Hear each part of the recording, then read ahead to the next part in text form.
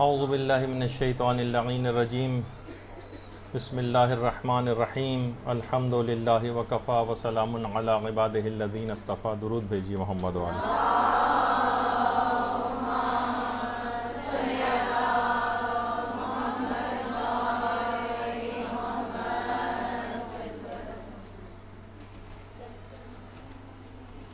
آج ایک ایسے موضوع کا انتخاب کیا ہے کہ اب امید ہے کہ کافی ہفتوں تک یہ سلسلہ جاری رہے گا، اور وہ ایک ایسا موضوع ہے کہ جس کو معراج مومن کہا گیا ہے، جس کی قبولیت پر سارے اعمال کی قبولیت کا انحصار ہے، اور اس عمل یعنی نماز کا ہم نے کیا حشر کیا ہے اور ہم اس کو بہتر سے بہتر کیسے بنا سکتے ہیں. کوشش ہم یہ کریں گے کہ اس میں تمام گروپس کیونکہ بیٹھے ہوئے ہیں، تو نماز سے متعلق جتنے بھی فقہی احکام ہیں، اہم ترین نماز سے متعلق جو اخلاقی امور ہیں، کچھ تاریخ کی باتیں ہوں گی، کچھ تفسیری باتیں ہوں گی، کچھ عقائد کے اعتبار سے باتیں ہوں گی، کچھ اعتراضات کے حوالے سے گفتگو ہوگی، اور کچھ خصوصی نکات کی طرف توجہ دلائی جائے گی.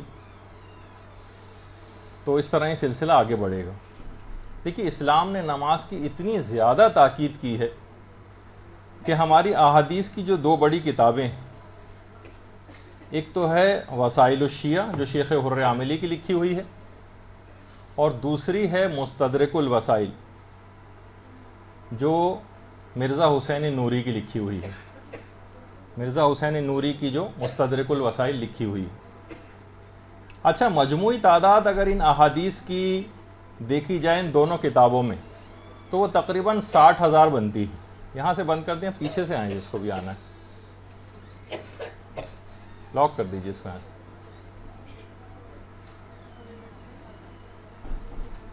دونوں کتابوں کے ملا کر جو کل تعداد ہے وہ 60,000 ہے احادیث کی. ان 60,000 میں سے 20,000 جو احادیث ہیں وہ فقط اور فقط نماز سے متعلق ہیں. 20,000 احادیث نماز. تو اس سے پتہ یہ چلتا ہے کہ تقریباً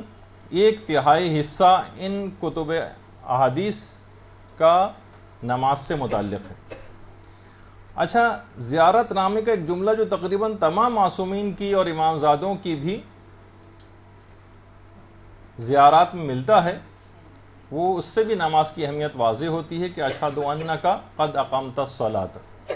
میں گواہی دیتا ہوں کہ آپ نے نماز کو قائم کیا ہے. یعنی اتنی اہم بات ہے کہ زیارات تک کے اندر یہ جملہ آیا ہے. اور آقا محسن قرطی فرماتے ہیں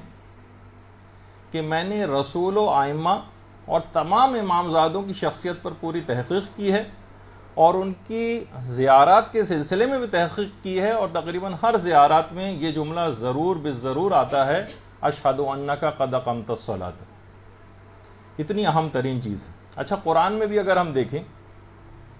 تو خمس سے متعلق فقط ایک آیت ہے، روزے سے متعلق 13 آیتیں ہیں، حج سے متعلق تقریباً 18 آیتیں ہیں، زکوٰۃ کے متعلق 33 آیتیں ہیں، اور نماز کے متعلق 122 آیات ہیں، بلکہ 122 سے زائد آیات ہیں. اور ان میں مختلف احکامات اور مختلف جو مسائل ہیں ان آیات کے اندر وہ پروردگار عالم نے نازل فرمائیں. اور ہمارے چھٹے امام جعفر صادق علیہ الصلاۃ والسلام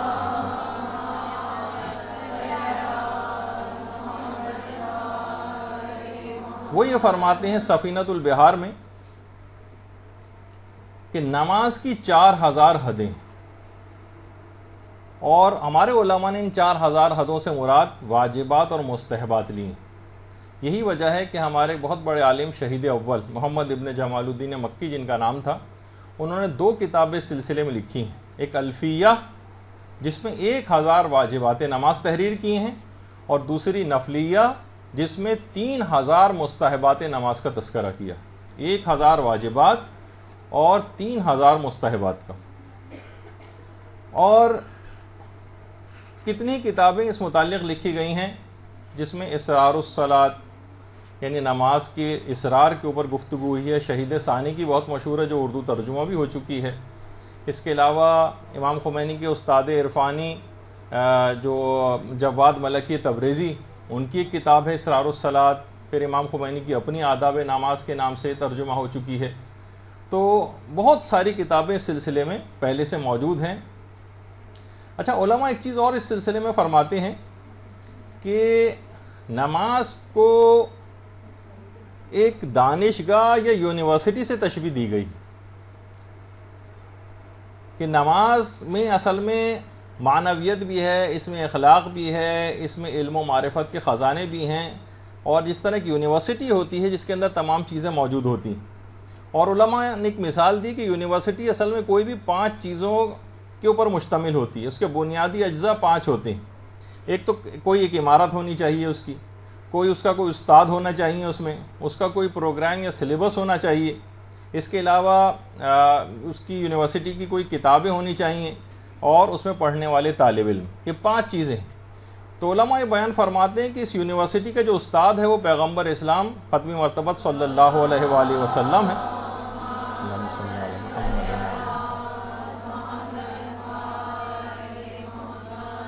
اور اس کی جو کتاب ہے وہ قرآن مجید ہے، اور اس کے جو احکام و مسائل جو ہیں وہ اس کا سلیبس ہے جو رسالہ عملیہ کی صورت میں ہمارے پاس ہے. اور پوری دنیا کے جو مومنین ہیں وہ اس کے شاگرد ہیں، اور اس کی جو عمارت ہے وہ مسجد ہے. اس طرح سے اس کے پورے اجزاء یہ 5 کسی بھی یونیورسٹی کے ہوتے ہیں جو سارے کے سارے نماز میں پائے جاتے ہیں. آج کل مسئلہ یہ ہے کہ نماز کی جتنی بے توقیری ہو گئی کہ ہمارے بزرگوں نے بھی اس سلسلے میں کہنا سننا بالکل بند کر دیا ہے. یہاں تک کہ میری روایات میں ملتا ہے کہ پیغمبر اسلام کے ایک صحابی حضرت ابو سعید خدری بیان فرماتے ہیں کہ جب سورہ طٰہٰ کی آیت نمبر 132 نازل ہوئی، وَأْمُرْ أَهْلَكَ بِالصَّلَاةِ، اے رسول اپنے گھر والوں کو نماز کا حکم دو، تو پیغمبر اسلام 9 ماہ تک ہر روز نمازوں کے اوقات میں حضرت زہرا سلام اللہ علیہا کے گھر کے دروازے پہ جاتے تھے.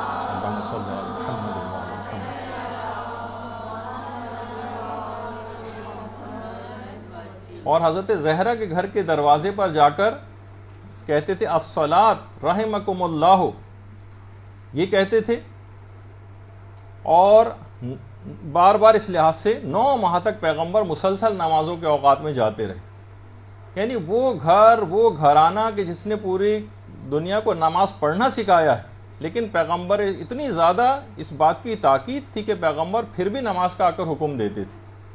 یہ الگ بات ہے کہ یہی وہ دروازہ تھا جو کچھ ہی عرصے بعد ظالموں نے اس کو آگ لگائی، اور اس کے بعد تاریخ کا ایک ظلم و ستم کا ایک باب یہاں سے رقم ہوا.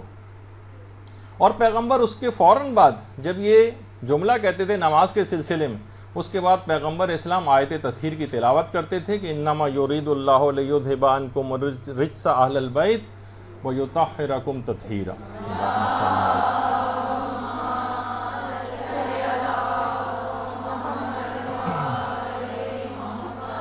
اتنا اہم حکم، اتنا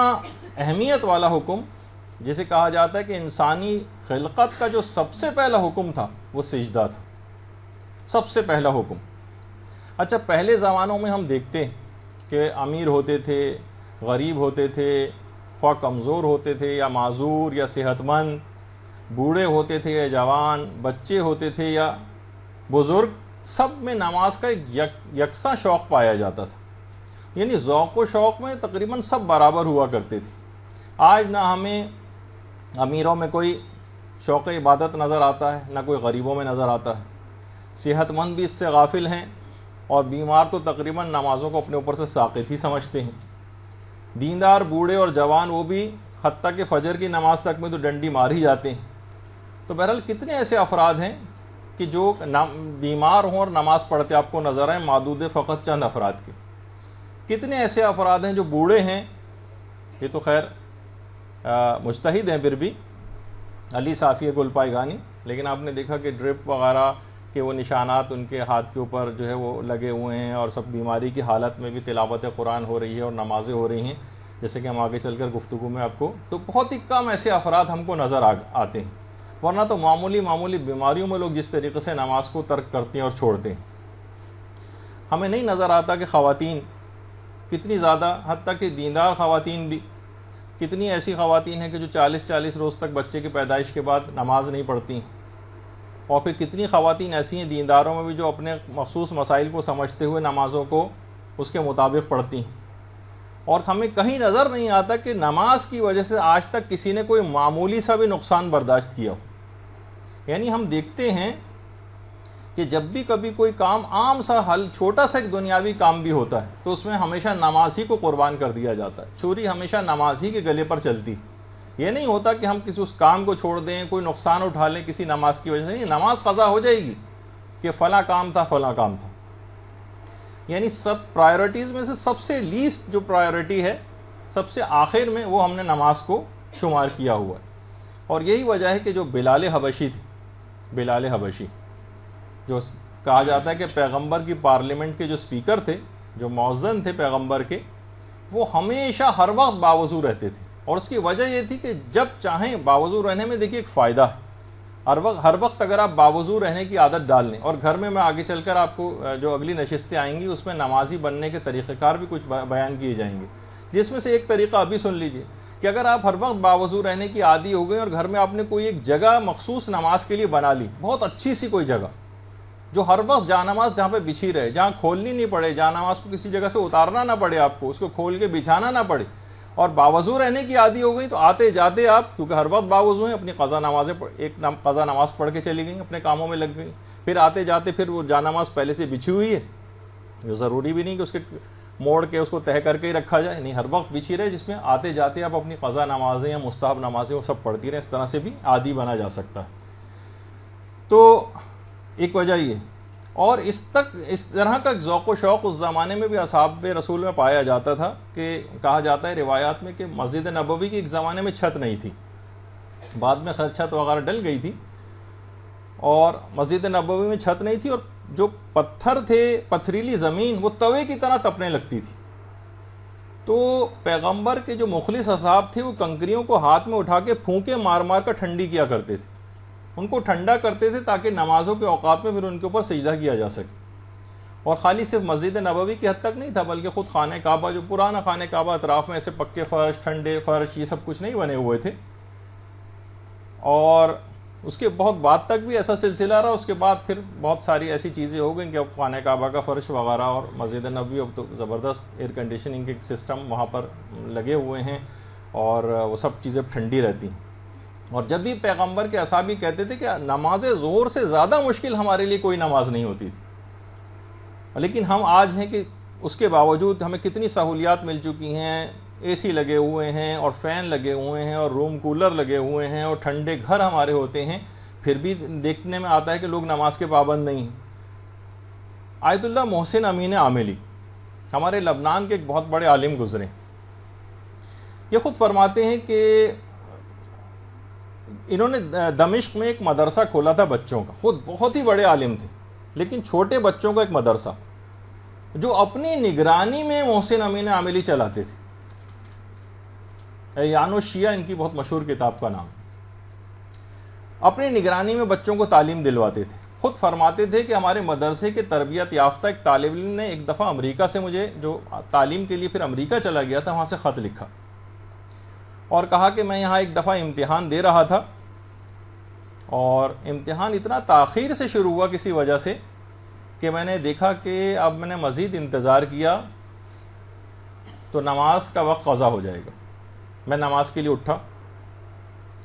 ساتھیوں نے بہت مجھے منع کیا، ارے کہاں جا رہے ہو، نماز تمہارا پیپر ہو جائے گا، بہت نقصان ہو جائے گا۔ اس نے کہا نہیں، ساری زندگی میں نے ایک دفعہ بھی نماز قضا نہیں کی، اور کوئی وائوا وغیرہ ٹائپ کا تھا۔ جب اس کا نام پکارا گیا تو معلوم یہ چلا، سارے طالب علموں نے کہا وہ تو نماز پڑھنے چلا گیا۔ خود امریکہ کے وہ پروفیسر بڑے متاثر ہوئے، کہا جو اپنے فرائض کو اتنی اہمیت دیتا ہو، اس سے ہمیں کچھ ریلیکسیشن اس کو دینا ہی چاہیے۔ دوبارہ اس کا امتحان لیا اور اس نے اپنے خط میں محسن امین عاملی کو باقاعدہ بات بتائی کہ نماز بھی میری قضا نہیں ہوئی اور پروردگار نے ایسا انتظام کیا کہ نماز دوبارہ امتحان. اللہم صلی علی محمد وعلی محمد. اب محسن امین عاملی پھر کہتے ہیں کہ میں نے اپنے مدرسے میں طالب علموں کی اتنی ایسی تربیت کی کہ اگر وہ دریا میں بھی گر جائیں تب بھی ان کا دامن تر نہ ہو. اس طرح کے اتنے بڑے بڑے علماء چھوٹے چھوٹے بچوں کے اس طرح سے مدرسے چلاتے تھے اور ایسی تربیت وہاں پر ہوا کرتی تھی. پیغمبر اسلام جب اس نماز کے متعلق فرماتے تھے کہ ہر چیز کی ایک زینت ہوتی اور اسلام کی جو زینت ہے وہ 5 وقت کی نمازیں. اتنی اہم بات ہے یہ نمازوں کے سلسلے میں کہ جب ہمارے امام زمانہ علیہ الصلوۃ والسلام ظہور فرمائیں گے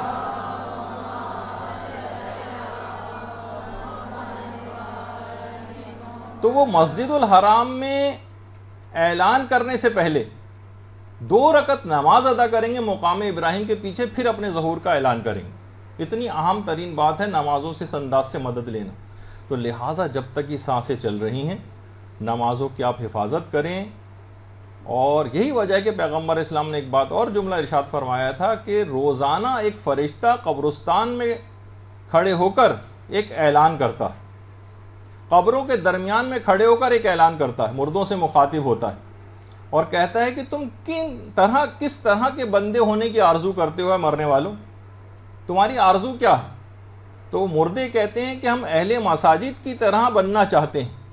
کہ وہ نمازیں پڑھتے ہیں، وہ روزے رکھتے ہیں اور ہم ایسے کام انجام نہیں دے سکتے. یعنی باقاعدہ وہ مردے افسوس کا اظہار کرتے ہیں کہ ہمارے پاس وہ فرصت اور وہ لمحات ہم نے ہاتھ سے کھو دیے ہیں. مستدرک الوسائل کی روایت ہے، ہم نے وہ فرصت کے لمحات اپنے ہاتھ سے کھو دیے ہیں جو کہ ہم نمازیں پڑھنے میں صرف کر سکتے تھے. سانسیں چل رہی ہیں، اب یہ قلم جو ہے وہ حرکت میں ہے. اس سے پہلے کہ یہ ڈور ٹوٹ جائے اپنی نمازوں کی انسان کو چاہیے کہ حفاظت کرے، ورنہ کفِ افسوس ملتا رہ جائے گا. اور قبرستان کے مکین بلند آواز سے چیخ چیخ کر یہ بات کہتے ہیں کہ وہ ٹائم ہم سے نکل گیا جس میں ہم ان عبادات کو انجام دے سکتے تھے. اس کی معرفت مرنے کے بعد ہی کسی طرح سے ہو سکے گی. اور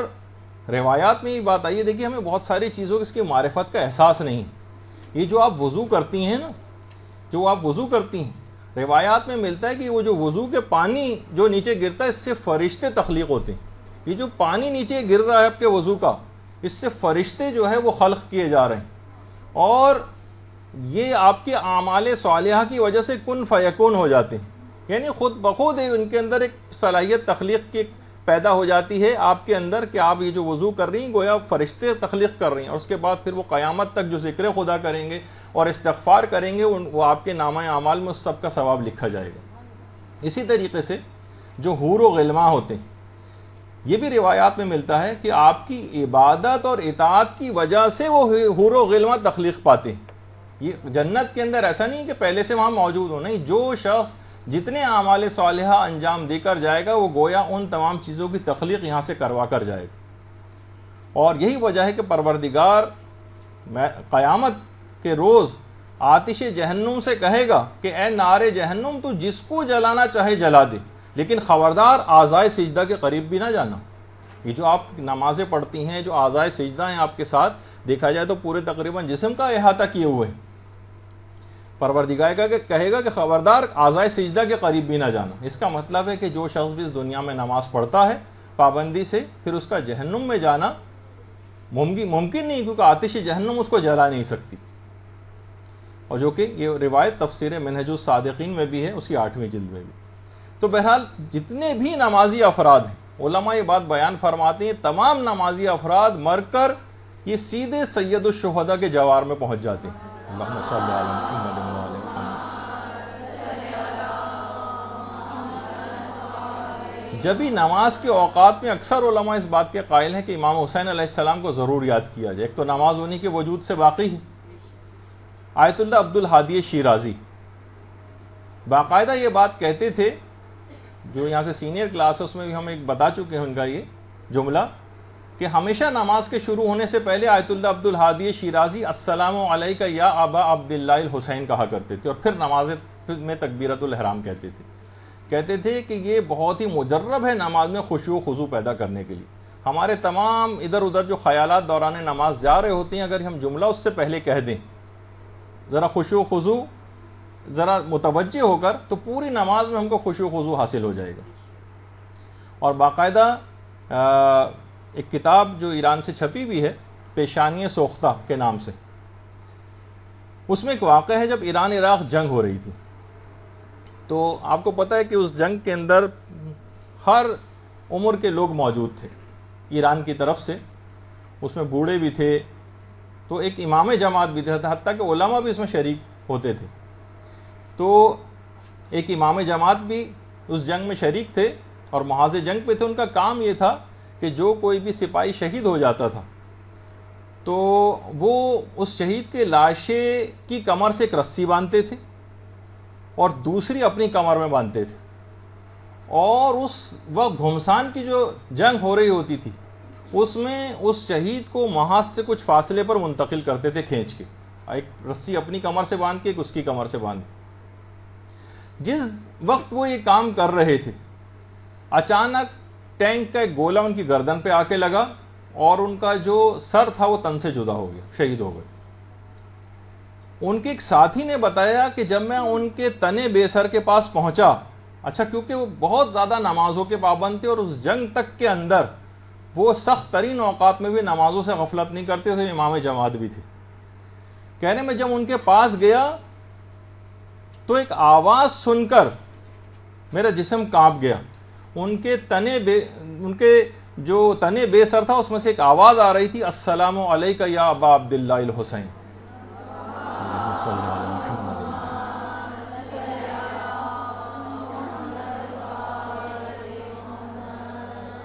اتنی سخت ترین، اور وجہ کیا تھی؟ سخت ترین اوقات میں بھی سید الشہداء کو بہت یاد کرتے تھے، یہاں تک کہ سر جسم سے بھی الگ ہو گیا، تب بھی اس میں سے جس طریقے سے امام حسین سورہ کہف کی تلاوت کر رہے تھے نوکے نیزہ پہ، ویسے ہی ان کے چاہنے اور ماننے والوں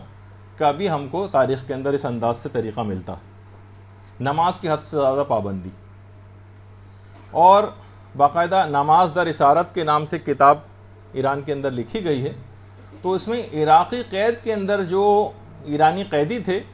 وہ خود اس میں ایک مومن تھے، ایک قیدی حمید حکیم نام تھا ان کا، وہ یہ بیان کرتے ہیں کہ ہم دیکھتے تھے کہ بہت سے ایرانی قیدی ایسے تھے کہ وہ نمازوں اور سجدوں کی کثرت کی وجہ سے ان کو اتنا مارا جاتا تھا، قید خانے میں اتنا مارا جاتا تھا کہ ان کی کمر سیاہ ہو جاتی تھی اور وہ بے ہوش ہو کر گر جاتے تھے۔ اور یہ سارے کا سارا عشق نماز انہوں نے پیغمبر اسلام اور ائمہ معصومین سے حاصل کیا تھا۔ دیکھیے پیغمبر اسلام جس نماز کو اپنی آنکھوں کی ٹھنڈک کہتے تھے، اور خود پیغمبر کا اپنا طریقہ اس بات کی گواہی دیتا ہے کہ جب مکے سے مدینہ ہجرت کی تھی تو وہاں جانے کے بعد بھی سب سے پہلا کام جو پیغمبر نے قرار دیا تھا وہ ایک مسجد کی تعمیر تھا۔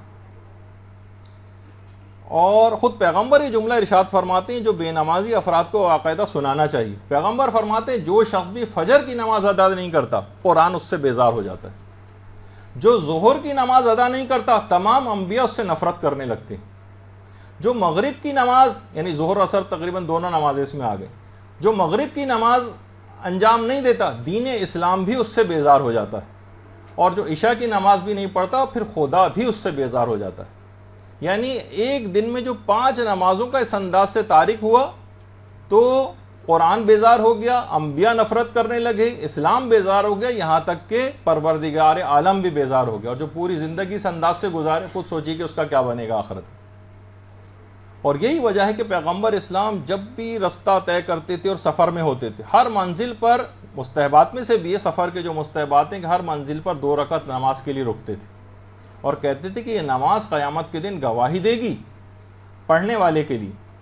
یہی وجہ ہے کہ انہی پیغمبر اور معصومین کے غلاموں میں سے غلام امام خمینی جس وقت جلا وطن ہوئے تھے اور فرانس پہنچے تھے، تو فرانس میں پہنچنے کے بعد سب سے پہلی بات جو پوچھی تھی انہوں نے، داخل ہوتے جو پہلا سوال کیا تھا قبلہ کدھر ہے، قبلہ کہاں ہے، مجھے نماز پڑھنی، اور اس کے بعد پھر نماز وغیرہ جو ہے وہ ادا کی۔ اور جب بھی ہمارے جو 5ویں امام محمد باقر علیہ السلام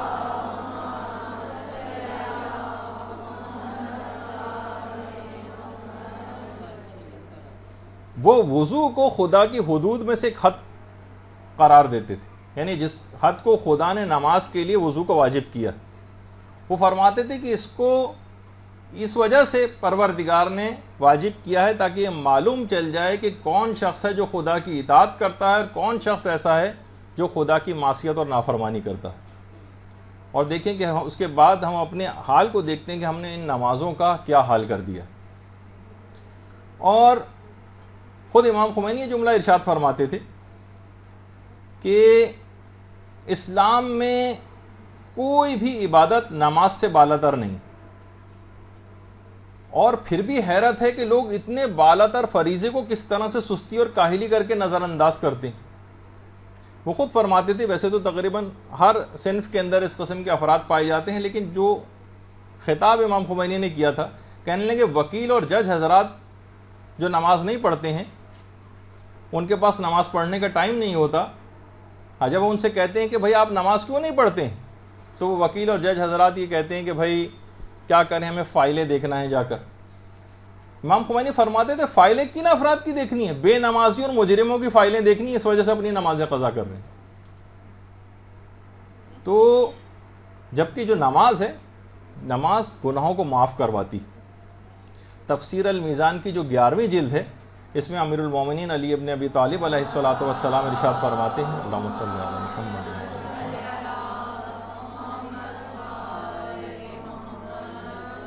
کہ ہم ایک دفعہ پیغمبر اسلام کے ہمراہ مسجد نبوی میں بیٹھے ہوئے تھے اور نماز کے وقت کا انتظار کر رہے تھے، نماز کے وقت کا انتظار۔ اچانک سے ہم نے دیکھا کہ ایک شخص مسجد نبوی میں داخل ہوا اور پیغمبر اسلام کے پاس آیا اور کہنے لگا یا رسول اللہ، میں گناہ کا مرتکب ہوا ہوں،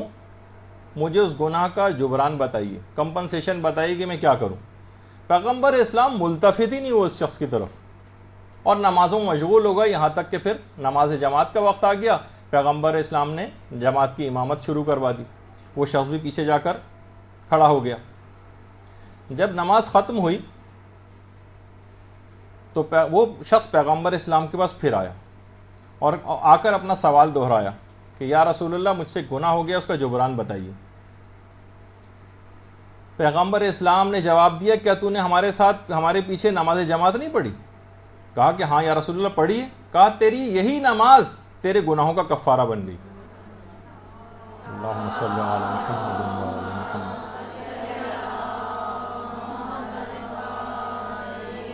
یعنی آپ نمازیں پڑھتے جائیے، ظاہر ہے کوئی بھی شخص معصوم نہیں ہے، گناہ اس سے ہوتے جاتے ہیں، لیکن ساتھ ساتھ آپ کے تمام گناہ بھی معاف ہوتے چلے جائیں گے۔ اپنے طور پر گناہوں سے پرہیز کرنا ہے، لیکن اس کے باوجود بھی اگر پھر بھی گناہ ہو جاتے ہیں تو یہ نمازیں اس کو معاف کرواتی رہتی ہیں۔ یہی وجہ ہے کہ مستدرک الوسائل جو ہماری بڑی مشہور کتاب ہے، اس کی 15ویں جلد میں پیغمبر اسلام سے مروی ایک روایت ہے کہ نماز ملک الموت یعنی حضرت اسرائیل کے نزدیک نماز گزار کی شفیع واقع ہوتی ہے، یعنی یہ شفاعت کرے گی۔ جس وقت حضرت اسرائیل آئیں گے یا ملک الموت آئے گا روح قبض کرنے کے لیے ہمارے اور آپ کے پاس، اس وقت یہ نماز آ کر آپ کے شفیع بن جائے گی، آپ کی شفاعت کرے گی، آپ کو نرمی دلوائے گی، تمام سختیاں اس وقت دور کروا دے گی۔ اور یہی وجہ ہے کہ آئمہ بڑے تو چھوڑیے، چھوٹوں کو بھی اس حد تک نماز پڑھنے کی تاکید فرماتے تھے کہ وسائل الشیعہ میں باقاعدہ ہمارے 8ویں امام امام علی رضا علیہ الصلوۃ والسلام، اللہم صلی علی محمد وعلی محمد، ہم دیکھتے ہیں کہ 80 سال کے بوڑھے نماز کے پابند نہیں ہو پاتے کہ امام کی خدمت میں ایک 8 سال کا ایک بچہ آیا کہ جو 1 یا 2 روز سے جس نے نماز نہیں پڑھی تھی، تو امام نے عذرائے تعجب پوچھا سبحان اللہ، وہ 8 سال کا ہو گیا اور پھر بھی نماز کو ترک کرتا ہے؟ یعنی 8 سال کے بچے کے متعلق بھی امام نے اس انداز سے جملے کہے۔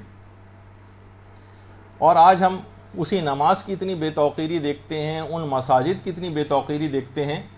حتیٰ کہ جو مساجد کے جو خدام تھے، دیکھیے ایک زمانہ تھا یہ جو مساجد کے جو خدام تھے یہ انبیاء ہوا کرتے تھے، اس کے متولی انبیاء ہوتے تھے۔ حضرت ابراہیم علیہ السلام یہ مسجد کے خادم ہوا کرتے تھے، صفائیاں کیا کرتے تھے، مسجد کی دیکھ بھال کیا کرتے تھے۔ حضرت زکریہ کے متعلق ملتا ہے وہ مسجد کے متولی اور صفائی کرنے والے ہوتے تھے۔ اور حضرت مریم، ان کی والدہ نے باقاعدہ نظر کی تھی، جو قرآن کی آیات کے اندر بھی اس نظر کا تذکرہ آیا ہے کہ میرے ہاں جو بھی بچہ پیدا ہوگا وہ مسجد کا میں اس کو خادم بناؤں گی۔ لیکن آج ہم دیکھتے ہیں کہ اتنی بے توقیری اس نماز کی ہو گئی ہے، اتنی بے توقیری اس مسجد کی ہو گئی ہے کہ یہاں پر آج کے خادم کون ہوتے ہیں؟ جو پہلے انبیاء ہوا کرتے تھے، آج کون ہوتے ہیں؟ بوڑھے، بیمار، مریض، جاہل، داڑھی منڈے، بد اخلاق، چڑچڑے، ایسے افراد کو تقریباً ہر جگہ ایسا نہیں ہے لیکن بہت ساری جگہوں پہ اس طرح سے ہم کو دیکھنے میں آتا ہے، وہ صرف اسی وجہ سے۔ تو جبکہ ہم دیکھتے ہیں کہ معدود چند افراد کے بہت سے لوگ تو بہت سی مساجد میں جو خادم ہوتے ہیں وہ بہت فریضہ سمجھ کے بھی ادا کرتے ہیں، لیکن ہم دیکھتے ہیں کہ بہت سارے ممالک ایسے ہیں کہ جہاں پر باقاعدہ وہاں کے افراد نمازی صفائی نہیں کر رہے ہیں مسجد کی، بلکہ لیبر کا انتظام کیا جا رہا ہے۔ اخباروں میں اشتہارات آتے ہیں کہ بھئی فلاں مسجد کے لیے مزدور چاہیے جو صفائی وہاں پر کرے، فلاں جگہ پہ ہمیں کلینر چاہیے، اور مسجد کے عملے کی صفائی کے لیے نہیں۔ مسجد کے آنے والے نمازی اتنے متکبر ہو گئے ہیں کہ وہ مسجد کی کوئی چیز جو ہے وہ صاف کرنے کو تیار نہیں، اور سوچتے ہیں کوئی ہم یہ کام کیوں کریں، تو بہت حقیر اور چھوٹا کام ہے جو انبیاء کیا کرتے تھے کسی زمانے۔ تو بہرحال اب آپ خود سوچیے کہ دیکھیے ائمہ کے روضوں کی خاک و گرد صاف کر رہے ہیں، کتنا زیادہ ثواب۔ ہر شخص جا کے وہاں سے جھاڑو لیتا ہے اور وہاں کوشش کرتا ہے کہ میں سعادت کو حاصل کروں۔ تو کیا خدا کے گھر کی صفائی کی کوئی اہمیت نہیں کہ کوئی عام شخص اس کی کوئی صفائی نہیں کر سکتا؟ اور میں کہوں کہ تھوڑا سا یہ بھی دماغ میں رہے کہ مسجد کے ساتھ ساتھ مدرسے کی بھی کوئی کم ویلیو نہیں۔ یہاں پہ بھی اگر آپ کوئی چیز کچرا پھینک کے جائیں گی، کچھ کر کے جائیں گی، تو یہ بہت بے توقیری، ایسے ہی جیسے آپ نے مسجد کی کوئی توہین کر دی۔ یہاں پر صفائی ستھرائی رکھنا، اس کا خیال کرنا، کوئی چیز آپ کو نظر آیا آپ خود اٹھا کے ڈسٹ بن میں ڈال دیں، اس کی توقیر شمار ہوگی۔ یہ علوم محمد و آل محمد حاصل کرنے کی ایک جگہ ہے۔ درود بھیجیے محمد و آل محمد صلی اللہ علیہ وسلم۔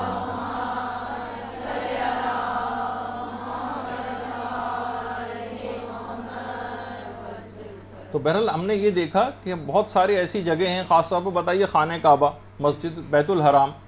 مسجد الحرام، اس سے زیادہ تو وہاں پہ بھی ہم کو یہ نظر آتا ہے کہ جو وہاں کے کچھ مقامی افراد ہیں وہ مسجد کے کاموں کو اس لحاظ سے ہاتھ تک نہیں لگاتے، اور انہوں نے یہ جو گرین کپڑوں میں آپ کو نظر آ رہے ہیں اپنے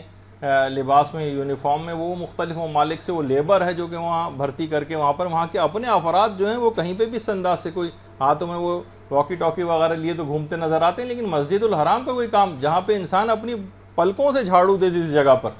جو اس کو کرنا چاہیے، لیکن ہم دیکھتے ہیں کہ ایک بے توقیری ہے،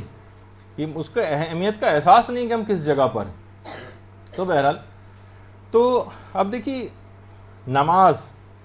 جو کہ علماء فرماتے ہیں کہ اردو کا بھی لفظ ہے، فارسی کا بھی لفظ ہے، دونوں میں استعمال ہوتا ہے۔ عربی میں صلاۃ یا صلاح جسے کہا جائے، البتہ شریعت میں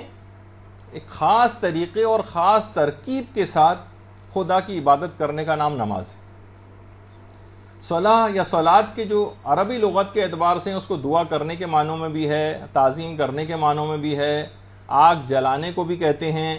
آگ میں جانے کو بھی کہتے ہیں، آگ پر گرم کر کے کسی ٹیڑھی میڑھی چیز کو سیدھا کرنے کے لیے بھی کہتے ہیں۔ دیکھیے عربی زبان کا قاعدہ ہے کہ کسی بھی لفظ کے لغوی اور شرعی معنوں میں مناسبت ضرور ہونی چاہیے، یعنی جس قدر صلاح یا صلاۃ کے لغوی معنی وہ سب کے سب شرعی اعتبار سے خود نماز کے عمل میں ہی وہ تمام معنی موجود ہیں۔ یعنی نماز اپنے لیے، اپنے والدین کے لیے، اپنے عزیز و اقارب کے لیے، تمام مومنوں و مومنات کے لیے ایک دعا بھی ہے۔ صلاح معنی دعا۔ نماز کے ذریعے ہمارے عشق الہی کی جو آگ ہے وہ ہمارے سینوں میں بھڑکنے لگتی ہے، اس لحاظ سے آگ جلانے کے معنوں میں بھی۔ نمازی کے گناہ کا جل کر خاک ہونا بھی روایات سے ثابت ہے، اس لحاظ سے وہ بھی چیز اس میں پائی جاتی ہے، اور نمازی کے ٹیڑھے میڑھے اور برے اخلاق کا درست ہونا بھی نماز سے ثابت ہے۔ اس لحاظ سے بھی جب بھی جو کہ پروردگار عالم نے بھی ارشاد فرمایا ہے کہ ان الصلاۃ تنہی عن الفحشاء والمنکر، تو نماز بے حیائی اور بری باتوں سے روکتی ہے۔ دیکھیے وہ علماء کے جو کہ واقف ہیں نماز کی اہمیت سے، جیسے ایک ہمارے آیت اللہ گزرے ہیں، آیت اللہ مرزا جواد آقا تہرانی، انہوں نے باقاعدہ وصیت کر کے گئے تھے، ان کی وصیتوں میں سے ایک وصیت یہ تھی کہ اگر کوئی شخص بھی مرنے کے بعد ایصال ثواب کے لیے میرے لیے کوئی کام کرنا چاہے تو میں اس سے فقط ایک گزارش کرتا ہوں، میرے لیے فقط 2 رکعت نماز پڑھے۔ نماز کی اتنی اہمیت، ان کو پتہ تھا کہ یہ 2 رکعت نماز، ابھی آپ جیسے جیسے ہماری گفتگو آگے بڑھے گی آپ دیکھیں گے کہ ایک مثلا اللہ اکبر جو آپ کہہ رہی ہیں نماز میں، کتنی دفعہ آپ اللہ اکبر کہتی ہیں، ایک دفعہ کہنے کا کتنا ثواب، پوری تکبیرۃ الاحرام پہ شاید ایک نشست ہو ہماری، اس میں احساس ہوگا آپ کو کہ ورے صرف ایک اتنا چھوٹا سا جملہ کہنے میں اتنے اس کے فضائل اور معرفت کی باتیں اس کے اندر پوشیدہ۔ تو یہ بات جو کہتے تھے کہ اس کو چاہیے کہ وہ نماز ہدیہ کرے اور کسی چیز کی وصیت نہیں کی۔ اور امیر المومنین علی ابن ابی طالب علیہ الصلوۃ والسلام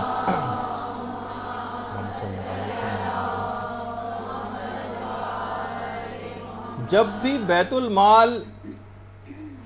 تقسیم کر کے خالی کرتے تھے تو 2 رکعت نماز پڑھتے تھے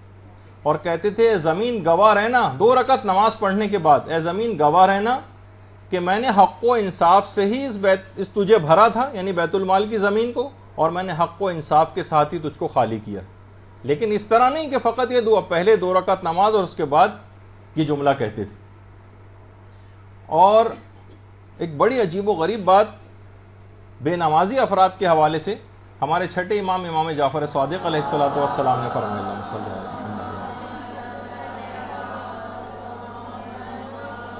کہ جو افراد نماز نہیں پڑھتے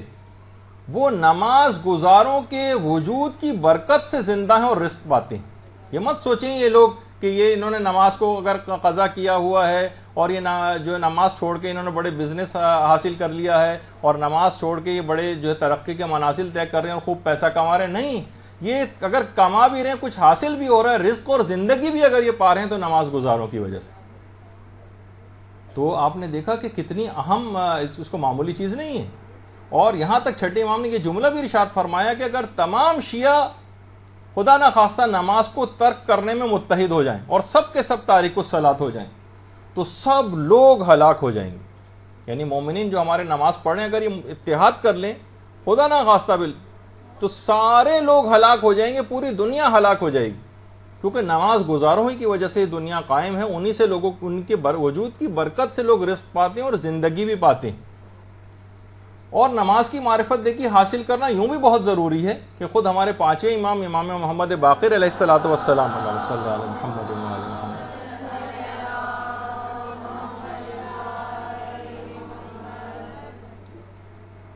کہ جو شخص بھی نماز اور اس کے آداب اور اس کی شرائط اور اس کی راز و حقیقت کی معرفت نہیں رکھتا وہ ہماری حقانیت کا انکار کرتا ہے۔ دیکھیے کتنی بڑی بات امام نے کہی، بہار الانوار کی جلد نمبر 82، امام فرماتے ہیں کہ جو شخص بھی نماز اور اس کے آداب و شرائط کی معرفت نہ رکھے اور نماز کی حقیقت کی معرفت حاصل نہ کرے وہ گویا ہماری حقانیت سے انکار کر دیتا ہے۔ یہاں پر ان افراد کو بھی بہت تنبیہ ہے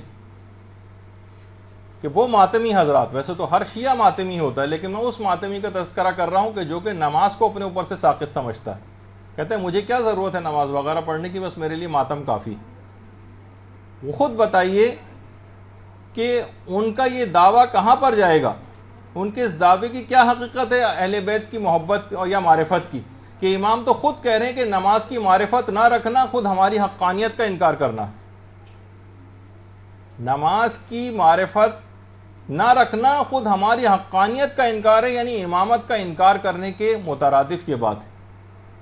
یہی وجہ ہے کہ شیخ جعفر شستری ہمارے کتنے بڑے عالم گزرے ہیں جن کی خصائص الحسینیہ کے نام سے اردو ترجمہ بھی ہوئی ہے کتاب خصائص الحسینیہ، شیخ جعفر شستری۔ یہ جو حدیث ملتی ہے نا آپ کو، کتنی زیادہ ایسے افراد کی مذمت آئی ہے جو نماز کو سبک سمجھتے ہیں، جو نماز کو اہمیت نہیں دیتے، جو نماز کو اہمیت نہیں دیتے، ان کی متعلق بہت زیادہ مذمت آئی۔ تو خود شیخ جعفر شستری فرماتے تھے کہ نماز کو سبک سمجھنا اس کی 5 وجوہات ہیں کہ انسان نماز کو اہمیت زیادہ نہیں دیتا۔ ان میں ایک درجہ یہ ہے کہ وہ شخص نماز ہی کو قبول کرنے سے انکار کر دے، یعنی نماز کا انکار کر دے وہ تو کافر ہو جاتا ہے۔ ایک نماز کو سبک سمجھنے کا انتہائی درجہ کافر ہو جانا ہے، نماز ہی کا کوئی شخص بالکل انکار کر دے، یہ پہلا درجہ ہے۔ اس کے بعد جو دوسرا درجہ ہے وہ یہ ہے کہ وہ قائل تو ہو نماز کا، ٹھیک ہے میں مانتا ہوں کہ نماز ہے، لیکن وہ شخص نماز کا تارک ہو جائے، پڑھے ہی نہیں نماز، یہ دوسرا درجہ ہے، اس کو بھی کہا جائے گا اس نے نماز کو سبک اور حقیر سمجھا۔ تیسری چیز جس میں اکثر مومنین شامل ہو جاتے ہیں، جو نہ تو مسائل نماز سے آگاہ ہوتے ہیں اور نہ ہی کوئی جاننے کی خواہش رکھتے ہیں، بس غلط سلط جیسے بھی انہوں نے نماز سیکھ رکھی ہے اپنے تئیں، دیکھ دیکھ کے بس ویسے ہی ان کو کچھ بتایا بھی جائے تو فوراً انکار کر دیتے ہیں، تھوڑے سے آپ نماز کے مسائل بتائیں، کہتے ہیں کس چکر میں ہم کو ڈال دیا۔ وہ تمام افراد کہ جو نہ مسائل نماز سے آگاہ ہیں اور نہ ہی جاننے کی خواہش رکھتے ہیں، فرماتے ہیں کہ یہ تیسرا درجے کے اندر وہ بھی نماز کو سبک اور حقیر سمجھ رہے ہیں، حدیث کے مصداق میں وہ بھی شامل۔ اور چوتھی چیز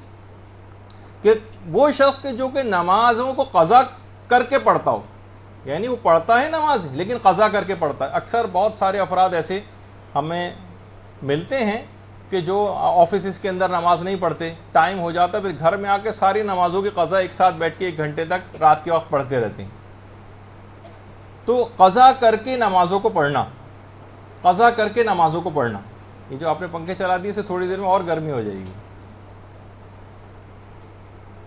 اچھا، قضا کر کے نمازوں کو پڑھنا یہ خود بھی سبک سمجھنے میں آتا ہے۔ اور پانچویں چیز کہ وہ قضا اس کی نمازیں بڑھتی چلی جائیں اور ان کو اتارنے کی کوئی فکر نہ کرے، ٹھیک ہے اب ہم نمازی ہو گئے، اب ہم پرہیزگار ہو گئے، لیکن پچھلے 25-30 سال کی نمازیں تو باقی ہیں۔ بعض اوقات یہ بھی ہوتا ہے ان کو اتارنے کی کسی کو کوئی فکر نہیں ہوتی پچھلی نمازوں کو، تو ایسا شخص بھی اس حدیث کے مصداق میں آ جاتا ہے کہ وہ نمازوں کو حقیر سمجھ رہا ہے۔ تو بہرحال دیکھیے یہ سب چیزیں ایسی ہیں کہ خود ہمارے 5ویں امام یہ جملہ ارشاد فرماتے ہیں امیر المومنین علیہ الصلوۃ والسلام کے لیے، اللہم صلی علی محمد وعلی محمد، کہ امیر المومنین کے پاس 500 خرمے کے درخت تھے، 500، اور وہ ہر خرمے کے درخت کے پاس کھڑے ہو کر 2 رکعت نماز پڑھتے تھے۔ یہ کتنی ایسی دیکھیے چیزیں ہمارے پاس، اللہ کی نعمتیں ہم کو حاصل ہوتی ہیں، اللہ کی نعمتیں ہم کو حاصل ہوتی ہیں، اور ہم کبھی ان کے شکرانے کے طور پر اگر ذرا سا بھی اپنے گھر میں آپ دیکھ کے اندازہ لگائیں، کسی کے پاس کوئی بھی اچھی چیز ہے کہ پروردگار نے اس کو کیسی نعمت دی، کب اس کے شکرانے کے طور پہ 2 رکعت نماز پڑھی، اور وہاں ہر 500 درخت میں ہر درخت کے پاس کھڑے ہو کر 2 رکعت نماز امیر المومنین پڑھا کرتے تھے۔ اور یہی وجہ ہے کہ رہبر معظم آیت اللہ خامنئی یہ جملہ ارشاد فرماتے ہیں کہ اگر ہر ملک اور ہر شہر کی جو برجستہ شخصیات ہیں کسی بھی علاقے کی، وہ اگر نماز کے سلسلے میں پیش قدمی کرتے ہوئے نظر آئیں تو تمام کے تمام لوگ نماز گزار بن جائیں، تمام لوگ، یعنی ان کو دیکھ کر، یعنی جو انجینئرز ہوں، ڈاکٹرز ہوں، بڑے پی ایچ ڈیز ہوں، پڑھے لکھے افراد ہوں، بڑے عہدوں کے اوپر فائز ہوں، حکومتی اعلیٰ عہدوں کے اوپر فائز ہوں، کسی آرگنائزیشن کا کوئی ہیڈ ہو، جو وہ اگر نماز پڑھ رہا ہوگا تو اس کی دیکھا دیکھی جو نیچے والے ہیں وہ سب کے سب نماز گزار بن جائیں گے۔ تو ہر علاقے کی جو برجستہ اس طرح کی شخصیات ہوتی ہیں ان کو چاہیے۔ خود رہبر معظم جب صدر ہوا کرتے تھے ایران کے، اس وقت بھی نماز کی کس حد تک ہر وقت باوضو رہنا، نماز پڑھنا بھی اور نماز کو پڑھانا بھی، تو خود بخود پورا ایران اس انداز سے اپنے رہبر کو دیکھتے ہوئے، وہاں کے علماء کی سیرت کو دیکھتے ہوئے کتنی بڑی تعداد میں لوگ خود بخود نمازی بنتے چلے گئے۔ امام خمینی علیہ الرحمہ وہ بھی ہر جگہ نماز، ہر جگہ نماز کا خیال، ہر وقت نماز سے مدد، ادھر نماز کا وقت آ جائے پھر نہ کوئی میٹنگ ہوگی نہ کوئی ڈسکشن ہوگا، بڑی سے بڑی اہم چیز کے اوپر بات چیت ہو رہی ہے وہ موقوف کر دیتے تھے، کوئی پریس کانفرنس ہوتی تھی موقوف کر دیتے اور پہلے نماز۔ تو ہر شخص جو بھی دیکھ رہا ہے ان تمام چیزوں کا اثر قبول کرتا ہے۔ اسی طریقے سے خود ایران کے صدر اگر جہاز میں بھی ہیں تو پورا جہاز کا عملہ، پورا ساتھ میں افراد، وہ بھی جہاز میں سب ساتھ ہی نماز جماعت بھی قائم ہو رہی ہے، نماز بھی ہر جگہ جو ہے وہ پڑھتے نظر آ رہے ہیں۔ خود ایران کے جو سب سے پہلے صدر تھے جو بعد میں ایک بم دھماکے میں شہید بھی ہو گئے تھے، شہید رجائی، جو الٹے ہاتھ سے پہلی صف میں دوسرے نمبر پہ جو کھڑے ہوئے ہیں وہ شہید رجائی، تو وہ بھی انہوں نے تو اپنی زندگی کا ایک وہ بنایا ہوا تھا، باقاعدہ نظر کر رکھی تھی، قسم کھائی ہوئی تھی، عہد کیا ہوا تھا کہ اگر کسی بھی وقت کھانا اگر آ گیا اور نماز کا وقت ہو گیا اور میں نے نماز کو پڑھنے سے پہلے کھانا کھا لیا تو میں اگلے دن روزہ رکھوں گا۔ یعنی ممکن ہی نہیں تھا کہ اب نماز کا وقت آ چکا اور وہ کوئی کھانا ہے کسی اور مصروفیت میں جو ہے وہ کھڑے ہو جائیں جا کر یا کچھ اور کام کرنے لگے۔ بہرحال پھر شہادت کا ایک مرتبہ اور وہ بھی انہوں نے پایا. مذاکرات کو اپنے تمام نامکمل چھوڑ کے اٹھ جاتے تھے. تو اس انداز سے کہ خود بخود جب دیکھتے ہیں لوگ ہمارا صدر ایسا کر رہا ہے, ہمارا وزیر اعظم ایسا کر رہا ہے, ہمارے گورنر صاحب ایسا کر رہے ہیں, ہمارے پرنسپل صاحب ایسا کر رہے ہیں, سب اگر نماز کے اول اوقات کی اس انداز سے رعایت کرتے دیکھیں گے لوگ, تو نیچے کے افراد خود بخود نماز کے پابند ہو جائیں گے. کتنی افضل عبادت ہے حج کہ خود ہمارے چھٹے امام فرماتے ہیں کہ حج, اللہم صلی علی محمد وعلی محمد, کہ جو کچھ دنیا میں ہے اور جو کچھ بھی دنیا کے اندر پایا جاتا ہے حج اس سے افضل ہے, اور ایک واجب نماز 1000 مستحب حجوں سے افضل ہے. یعنی پوری دنیا میں, پوری دنیا سے جو کچھ ہے, جو کچھ دنیا میں ہے اس سے حج افضل ہے, اور ایک واجب نماز 1000 مستحبی حج سے افضل ہے. تو باقاعدہ دیکھیے, میں پڑھ رہا تھا ایک جگہ پہ, ایران کے ایک طالب علم تھا. اب دیکھیے ہر جگہ جب مثالیں وہیں کی ملیں گی تو ہم وہیں کی مثال پیش کریں گے نا, یا تو آپ کوئی کتاب لکھیے بتائیے کہ یہاں پر پاکستان میں بھی دیکھیے اس طرح کے واقعات ہیں, تو ہم اس میں سے پڑھ کر آپ کو بتائیں گے, ورنہ آپ فورن ایجنٹ ہونے کا الزام لگا دیا جاتا ہے. لیکن جہاں اچھی کوئی مثال نظر آئے گی وہیں سے تو انسان لے گا نا. ایک مضمون لکھنے کو دیا گیا, میری زندگی کا بدترین دن. تو ایک بچے نے ایک مضمون لکھا تھا, میری زندگی کا بدترین دن وہ تھا کہ جب میں صبح کو اٹھا تو سورج نکل چکا تھا اور میری نماز فجر قضا ہو گئی تھی. بدترین دن تھا میری زندگی کا. تو آپ خود بتائیے کہ بچوں کے لحاظ سے کتنی زیادہ اس کی آج کل کتنے زیادہ ہمارے پاس ہر وقت ای میلیں اور یہ اور وہ مدرسے کے ایڈریس کے اوپر سب چیزیں آتی رہتی ہیں. خواتین پریشان ہیں اپنے بچوں کو نماز کا عادی کیسے بنائیں, بچہ کوئی نماز سننے پر تیار نہیں ہوتا, بہت پریشان ہیں لوگ اس سلسلے. دیکھیے خود ابھی امام خمینی کا تذکرہ ہو رہا تھا, باقاعدہ ہر وقت یعنی سوچیں مرجع لیول جو پوری دنیا کی طاقتوں سے ٹکر لیے ہوئے, لیکن کہیں پہ بھی کوئی بچہ نظر آتا تھا فوراً پوچھتے تھے بیٹا تم نے نماز پڑھی یا نہیں پڑھی. امام خمینی کی جو بہو تھی خانم طباطبائی ہیں, فرماتی ہیں کہ خود بچوں کو لے جا کر جانماز ان کے ہاتھ میں دیتے تھے کہ جاؤ وضو کرو اور نماز پڑھو. خود جانماز اٹھا کے ان کے ہاتھ میں دیتے تھے, اور کوئی بچہ ہوتا تھا اس کو نماز تھوڑی سی بھی دیر سے پڑھتے دیکھتے تھے تو جا کر اس کے پاس کہتے تھے کیا ہی اچھا ہوتا کہ تم اگر اول وقت نماز پڑھ لیتے. اور جو ان کے پوتے تھے, نواسے تھے, ان کا ایک نواسے جو خود چھوٹے تھے اور بعد میں تھوڑا سے نسبتاً جب بڑے ہوئے تھے, تو اس وقت کا بات بتا رہے ہیں کہ ایک دفعہ امام خمینی کمرے میں نماز پڑھ رہے تھے, تو میں ان کے پیچھے جا کر میں بھی کھڑا ہو گیا اور ان کے ساتھ ہی نماز شروع کر دی. بعد میں انہوں نے نماز کے ختم کرنے کے بعد مڑ کے دیکھا کہ میں ان کے پیچھے نماز پڑھ رہا تھا, تو بہت خوش ہوئے, اور اسی وقت اٹھ کر اپنی کچھ کتابیں جو ہیں وہ انہوں نے مجھے انعام میں تحفے کے طور پر دی. تو اب جیسے خود امام خمینی کی جو بھتیجی تھیں مریم پسندیدہ, آیت اللہ پسندیدہ ان کے بھائی تھے, ان کی جو بیٹی مریم پسندیدہ, وہ فرماتی ہیں کہ ہم 9 سال کے تھے اور شام میں تھے. امام خمینی مختلف علاقوں میں جلا وطن رہے اور پوری فیملی کے ساتھ جلا وطن رہے. تو کہہ رہے ہیں کہ ایک جگہ پہ نماز جماعت امام خمینی پڑھا رہے تھے, ہم تمام گھر کے افراد بھی اس نماز جماعت میں شریک ہوتے تھے. تو میں اس وقت 9 سال کے کچھ قریبی کی تھی کہ میں نے نماز جماعت میں کوئی غلطی کی. تو وہ فرماتی ہیں کہ میری والدہ نے مجھ کو نماز ختم کرنے کے بعد ٹوکا کہ تمہاری نماز صحیح نہیں ہے, تم نے فلاں چیز کی غلطی کی. مجھے بہت افسوس ہوا کہ میں نے اتنی محنت سے نماز پڑھی ہے, میں رونے لگی. میری رونے کی آواز سن کر امام خمینی پیچھے متوجہ ہوئے اور مجھے اپنے پاس بلایا کہ کیوں رو رہی ہوں. تو میں نے کہا کہ مجھ سے نماز میں فلاں غلطی ہو گئی جس سے میری نماز غلط ہو گئی. اس کے بعد وہ خود فرماتی ہیں امام خمینی کی بھتیجی کہ امام خمینی نے نماز مغرب کا یہ واقعہ ہے, نماز مغرب پہ فوراً بعد عشاء پڑھانی تھی, لیکن 20 منٹ تک نماز کے مختلف مسائل مجھ کو بیٹھ کر سمجھاتے رہے اور نماز عشاء کو 20 منٹ تاخیر سے شروع کیا, 20 منٹ تاخیر سے. یعنی اتنی اہم چیز ہے یہ نماز. ہم تو دیکھتے ہیں کہ فوراً بچے جس انداز سے ٹربو بوسٹ لگا کے جو کہ نماز پڑھتے ہیں, چند سیکنڈ کے اندر پڑھ کے پتہ چلا آپ کمرے سے باہر گئے اور فوراً اندر آئے تو وہ نماز پڑھ کے بھی ختم کر چکے تھے. تو بعض اوقات ایک تو اتنی تیز رفتاری کے ساتھ نماز, وہ بھی ہم آگے چل کر ڈسکس کریں گے اس کو اپنی اگلی نشستوں میں کہ نماز کو بہتر سے بہتر کیسے بنائیں اور بچوں کو خود اس کا عادی کیسے بنائیں. تو 20 منٹ نماز عشاء میں تاخیر کی، اور ایک چھوٹی بچی جو 9 سال کی بچی ہے اس کو بیٹھ کر 20 منٹ تک نماز کے مسائل سمجھاتے رہے، اور 20 منٹ تاخیر سے شروع کی اور پوری جماعت انتظار کرتی رہی۔ اور اسی طریقے سے آیت اللہ خلخالی جو بعد میں وہاں پر چیف جسٹس وغیرہ کے عہدے پر بھی رہے، جو امام خمینی کے خاص شاگرد تھے، وہ فرماتے تھے کہ امام خمینی نماز کے معاملے میں اتنے حساس تھے کہ جو بھی طالب علم دیر سے نماز پڑھتے تھے ان کے اوپر بہت شدید ناراض ہوتے تھے، اور وہ ہر وقت ڈرتے ہی رہتے تھے کہ امام خمینی کہیں درس دینا موقوف نہ کر دیں، بند نہ کر دیں، یا اس کو اپنی کلاس سے نہ نکال دیں کہ نہیں میں تم کو نہیں پڑھا سکتا کیونکہ تم نماز کو اول وقت میں نہیں پڑھتے ہو، کہیں درس دینے سے ہم کو منع نہ کر دیں۔ اور یہی وجہ ہے کہ امام خمینی کے متعلق ملتا ہے کہ وہ بلوغ سے بھی بہت پہلے سے نماز شب تک کے پابند تھے۔ سیدھے ہاتھ پہ امام خمینی کی تصویر، بلوغ سے بھی پہلے نماز شب کے اس حد تک پابند، اور خود ان کی زوجہ محترمہ یہ بات بیان فرماتی ہیں امام خمینی کی کہ امام خمینی رات کو نماز شب کے لیے اٹھا کرتے تھے اور لائٹ نہیں جلاتے تھے،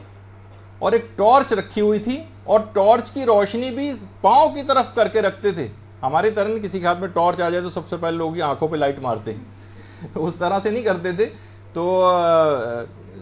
پاؤں کی طرف جو ہے وہ ٹارچ کی روشنی رکھتے تھے۔ اور اس کے بعد جب نماز شب کے لیے وضو کرنے کے لیے جاتے تو نل جس جگہ پہ تھا وہاں پہ نیچے اسفنج انہوں نے رکھا ہوا تھا کہ پانی گرنے کی آواز سے دوسرے لوگ نہ کہیں اٹھ جائیں، تاکہ اس کی پانی گرنے کی آواز نہ جائے ان تک۔ تو اس طرح سے یہ افراد کی جو انقلاب لے کر آئے ہیں اور اسلام کو ایک بول بالا دنیا میں کیا، وہ نماز کی طاقت سے کیا ہے۔ تو اور اسی طرح سے ان کی اپنی صاحبزادی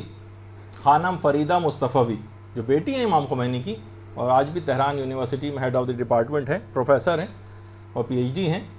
وہ خود یہ فرماتی ہیں کہ نماز ظہر سے آدھے گھنٹے پہلے وضو کر کے نماز سے پہلے دعاؤں میں اور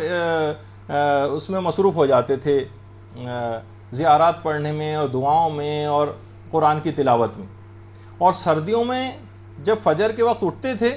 تو ہم سب کے لیے گرم پانی کا انتظام کرتے تھے، اور اٹھا کر کہتے تھے میں نے تمہارے لیے پانی گرم کر دیا، اٹھو اور جا کر نماز پڑھو۔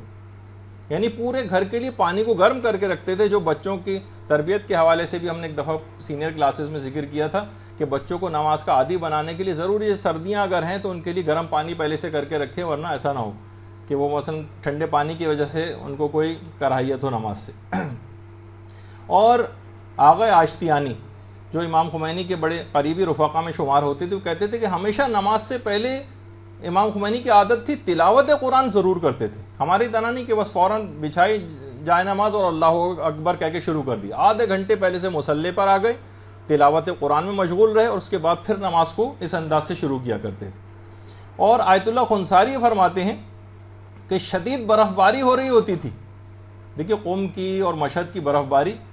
کتنی شدید برف باری ہوتی تھی، تو مدرسہ فیضیہ میں امام خمینی ہوتے تھے، تو مدرسہ فیضیہ میں اس کی تاریکی میں اٹھتے تھے اور برف کو توڑ کر وضو کرتے تھے۔ اس میں سے جو پانی نکلتا تھا، سوچیے کہ شدید برف باری ہو رہی ہے، برف کو توڑ کر وضو اس سے کیا کرتے تھے اور پھر نمازوں میں مصروف ہوتے تھے۔ آج بھی بہت سارے لوگ ان کی پیروی میں جو نماز کے پابند ہیں، نماز کا وقت ہو جائے پانی کہیں اویلیبل نہ ہو تو اسی طرح سے برف توڑ کر کیا کرتے تھے۔ اور اس کے بعد اذان فجر کے بعد حرم معصومہ قم جاتے تھے۔ اچھا یہ تو خیر مشہد ہے، لیکن مشہد میں بھی اب دیکھیے برف باری کا کیا ٹھکانہ ہوتا ہے، اسی طریقے سے قم ہے۔ تو امام خمینی پھر نماز فجر کے بعد حرم معصومہ قم کی طرف جاتے تھے، اور مسجد بالا سر جو خود حرم میں ہے وہاں پر مرزا جواد ملکی تبریزی جو امام خمینی کے عرفانیت کے استاد تھے، ان کی اقتدا میں جا کر نمازیں پڑھا کرتے تھے، اور پھر اس کے بعد پھر مطالعے میں مصروف ہوتے تھے۔ امام خمینی کی جوانی کی تصویر، اس کے بعد پھر مطالعے کے اندر مصروف ہو جاتے تھے، اور ہر وقت کوشش یہ کرتے تھے کہ باوضو رہیں، کبھی بھی دائم الوضو تھے، بہت کم ایسا ہوتا تھا کہ کبھی ایسا موقع پیش آ جائے کہ ادھر وضو ٹوٹتا تھا اور دوبارہ وضو کر لیتے تھے۔ یہاں تک کہ بستر بیماری پر جب تھے تو جتنا بھی مستحبات تھے اس پر اس طرح سے عمل پیرا ہوتے تھے۔ دیکھیے یہ سب باتیں اس وجہ سے بیان کی جا رہی ہیں تاکہ آپ کے سامنے آ جائے کہ کوئی بھی شخص بڑا کیسے بن جاتا ہے، اس کی بہت ساری اس طرح کی چیزیں ہوتی ہیں کہ جن کے اوپر عمل کرنے سے وہ بڑا بنتا ہے، کہ الہی قوت اور طاقت اس کے اندر آتی چلی جاتی، نمازوں کو اس انداز سے اولیت اور فوقیت دینے کے لیے کہ نماز سے پہلے آئینہ بھی دیکھ رہے ہیں اور تمام مستحبات کے اوپر بھی عمل کر رہے ہیں اور پرفیوم بھی لگا رہے ہیں اور اپنے امامے کا جو تحت الحنک اس کو بھی نکالا جا رہا ہے اور پورے مستحبات کے ساتھ اس انداز سے جو ہے وہ اور آخری وقتوں تک میں جو انہوں نے نماز پڑھی وہ اشاروں سے تمام مستحبات کے ساتھ جو ہے وہ نماز پڑھی، بالکل آخری وقت میں جب ہاتھ بھی نہیں ہلا پا رہے تھے۔ اور ہمیں بھی چاہیے کہ دیکھیے اپنے بچوں کو ابھی سے اس طرح سے ان کو عادی بنائیں کہ وہ نمازوں کا عادی ان کو بنائیں، ان کو دعاؤں کا ان کو عادی بنائیں۔ دیکھیے بچے جو ہیں وہ لوگوں کو دیکھ دیکھ کر بچے سیکھتے ہیں۔ بچہ وہی کر رہا ہوتا ہے جو وہ دوسروں کو دیکھ رہا ہوتا ہے، ویسے ہی اس کو کرنے کو دل چاہتا ہے۔ بہت سے بچے جو نماز جماعت پڑھنے کے والدین کے ساتھ جاتے ہیں گھر میں بھی اس کی پریکٹس کرتے ہیں، پیچھے کھلونے رکھ کے نماز جماعت مثلا جو ان کو پڑھا رہے ہیں۔ تو یہ کیا ہے؟ یہ دیکھ کر آیا ہے بچہ، اس کو ایک طریقہ کار جو ہے وہ اس کے نگاہوں کے سامنے۔ اور پھر جب یہی بچے جب بڑے ہو جاتے ہیں تو وہ متقی و پرہیزگار جوان کا عذاب، جن زمین کے اوپر عذاب آیا ہی چاہتا ہے لیکن گریہ ازاری کرتے ہوئے اور نمازیں پڑھتے ہوئے نوجوانوں کو دیکھ کر واپس ہو جاتا ہے۔ پھر اس قسم کے نوجوان بڑے ہو کر یہ اس انداز سے، ورنہ آج کل جو ہمیں بچے دیکھنے میں آ رہے ہیں وہ یہ کہ والدین تو پابند ہیں اور بچہ جو ہے مثلا ان کے سر پہ سوار ہو کر کھیل کود کر رہا ہوتا ہے اور یہ دعا کر رہا ہوتا ہے کہ اللہ میری ماں کی نمازوں کو قبول فرما۔ تو بہرحال دیکھیے یہی وہ چیزیں ہیں کہ فقط علماء فرماتے ہیں کہ نماز پنجگانہ کی پابندی ہی سے انسان جنت کو حاصل کر سکتا، فقط نماز پنجگانہ کی ادائیگی سے۔ ایک شخص آتا ہے پیغمبر اسلام کے پاس، اللہم صل علی محمد۔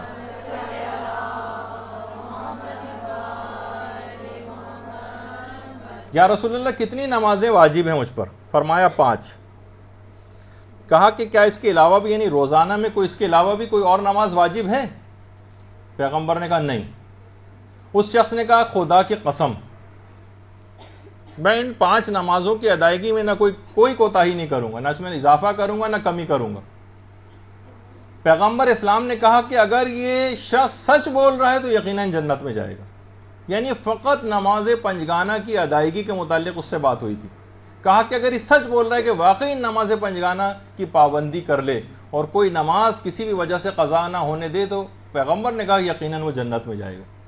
جب یہ ہمارے چھٹے امام جعفر صادق علیہ الصلوۃ والسلام فرماتے تھے کہ نمازوں کے اوقات کی پابندی کا درس کسی بھی مرغ سے سیکھو، کیونکہ مرغ نماز کے اوقات میں اپنی آواز کو بلند کر کے تم کو نماز کے اوقات سے آگاہ کرتا ہے۔ اس جانور سے ہی کچھ سبق سیکھ لو۔ اور حضرت لقمان کی جو وصیتیں خود قرآن نے کتنی نقل کی، دیگر وصیتوں میں حضرت لقمان نے ایک دفعہ اپنے بیٹے سے کہا تھا کہ اے بیٹا مرغ کو تم سے زیادہ ہوشیار نہیں ہونا چاہیے۔ مرغ جس کو آپ مرغا کہتی ہیں، اس کو تم سے زیادہ ہوشیار نہیں ہونا چاہیے کہ وہ تو سحر کے وقت اٹھ کر خدا کی حمد کرے اور تم پڑے سوتے رہو۔ کوئی جانور تم سے زیادہ ہوشیار اور سمجھدار ہے۔ یہی وجہ ہے کہ آیت اللہ حسن زادہ عاملی یہ ہمارے موجودہ زندہ مجتہدین میں سے عرفاء میں سے ایک ہے۔ کتنے افسوس کی بات ہے کہ آپ کو یہ بات بتانی پڑ رہی کہ یہ بھی کوئی شخصیت ہیں اور ماشاءاللہ حیات بھی ہیں، اور یہ ایسی شخصیت ہیں جن کے متعلق مرحوم آیت اللہ سید محمد حسین طباطبائی فرماتے تھے کہ آیت اللہ حسن زادہ عاملی کی شخصیت اور ان کے مقام اور مرتبے کو امام زمانہ علیہ السلام کے علاوہ کوئی نہیں جانتا۔ اللہم صلی علی محمد و آل محمد۔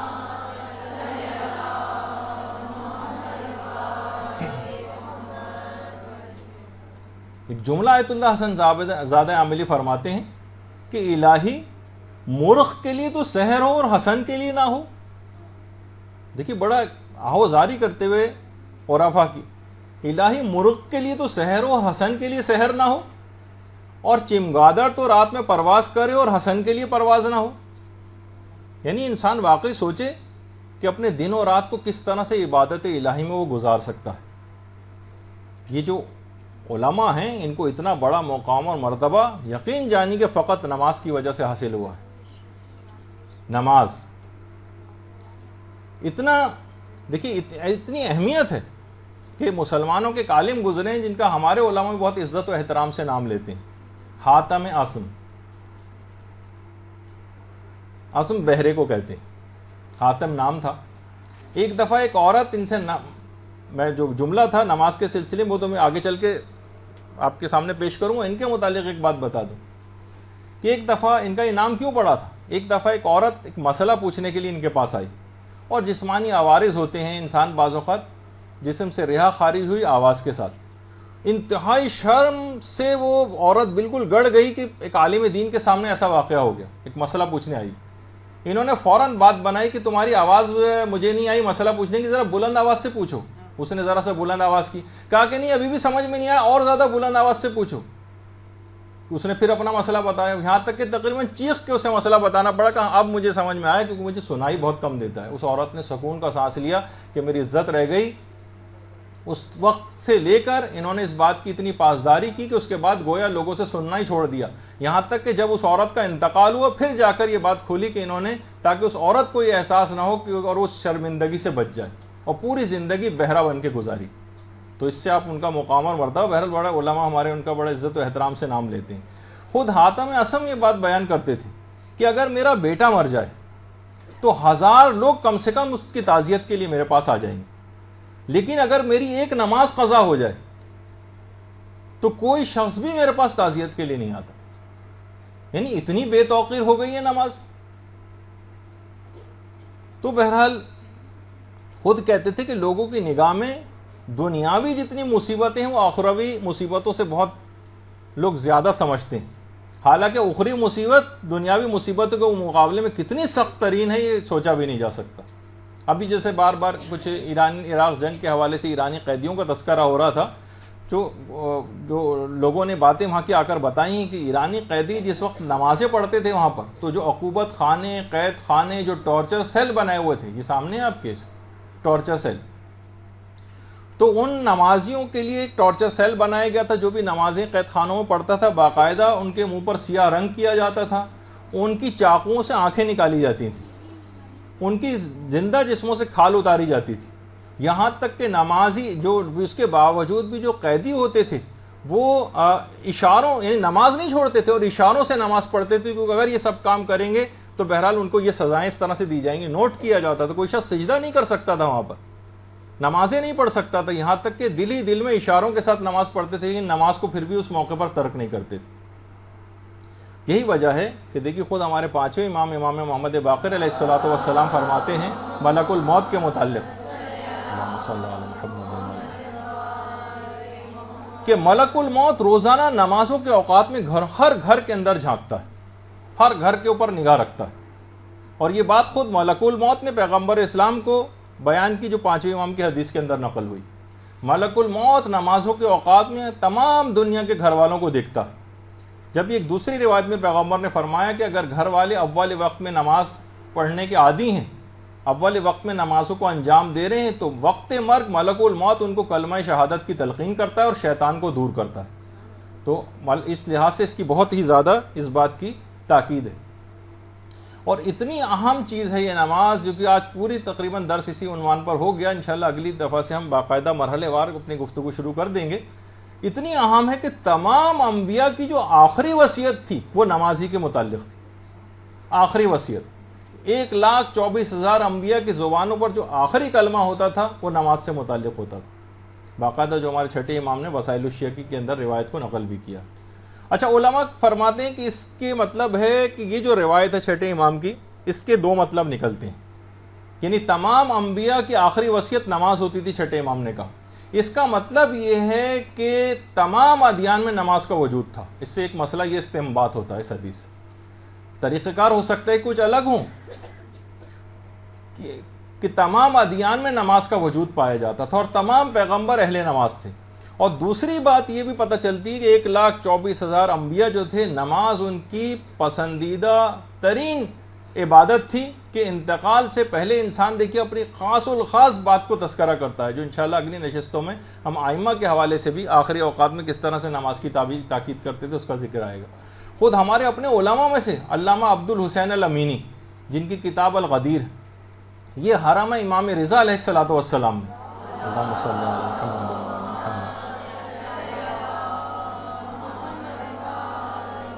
حیران ہوں گے آپ سن کر کہ روزانہ حرم امام رضا میں امیر المومنین کی سیرت کی پیروی میں 1000 رکعت روزانہ شب میں پڑھا کرتے تھے. 1000 رکعت روزانہ.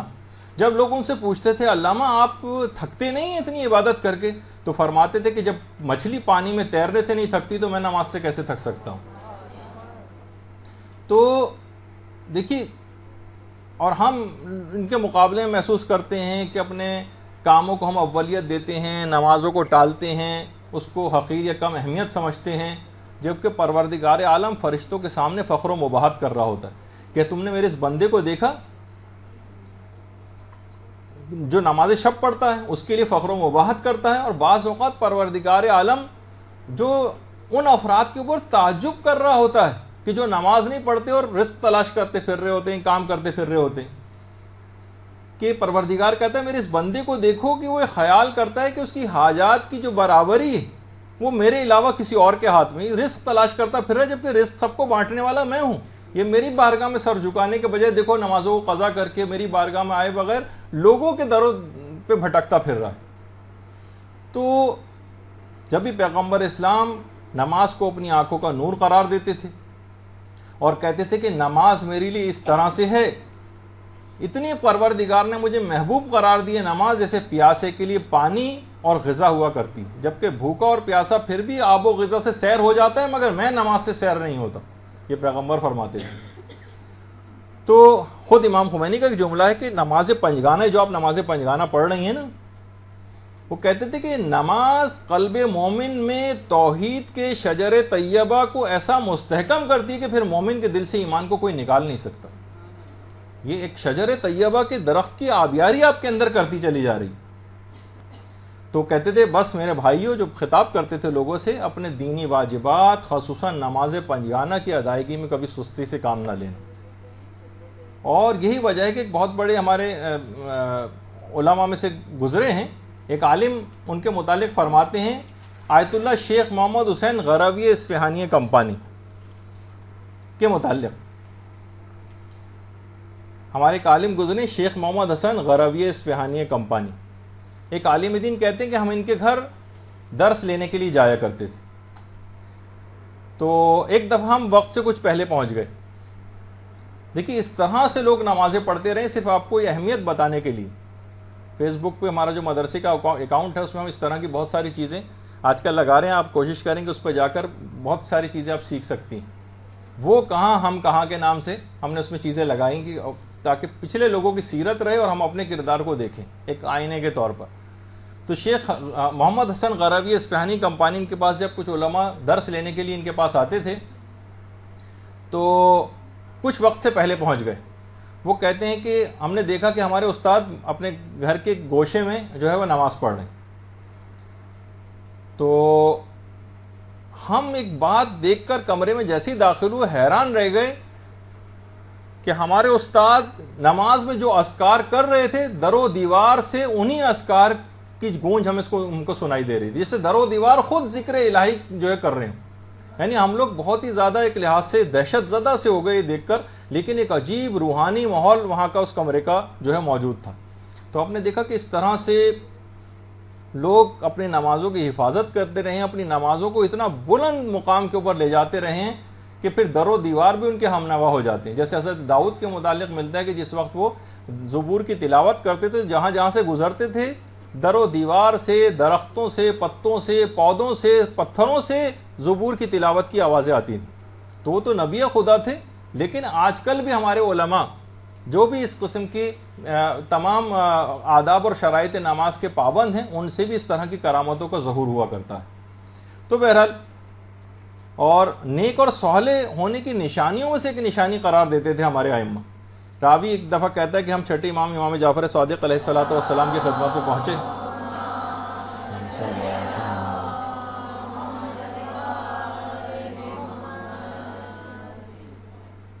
تو ہم نے اپنے ایک دوست کی بہت تعریف کی کہ مولا وہ بہت نیک اور صالح ہے، بہت ہی بہترین آدمی، بہت تعریفیں کی. امام نے کہا کہ یہ بتاؤ نماز کے بارے میں اس کا روش اور طریقہ کیا ہے. یعنی امام دوسرے الفاظ میں یہ سمجھانا چاہ رہے تھے کہ کیا وہ نمازوں کو اول وقت پڑھتا ہے نہیں پڑھتا، نمازوں کو اہمیت دیتا ہے نہیں دیتا، تمام باتیں چھوڑو، تم یہ بتاؤ کہ نماز کے بارے میں اس کا طریقہ کار کیا ہے۔ تو بہرحال امام اس سے اندازہ لگاتے تھے کہ ایسا شخص دوستی کے قابل بھی ہے یا نہیں۔ پتہ چلا نمازوں کو بالکل لیٹ کر رہا ہے تو وہ شخص دوستی کے بھی قابل امام اس کو نہیں سمجھتے۔ اور ظاہر ہے جب خود ہمارے ائمہ کی طریقہ کار یہ تھا، ہمیں امیر المومنین علیہ الصلوۃ والسلام کے متعلق ملتا ہے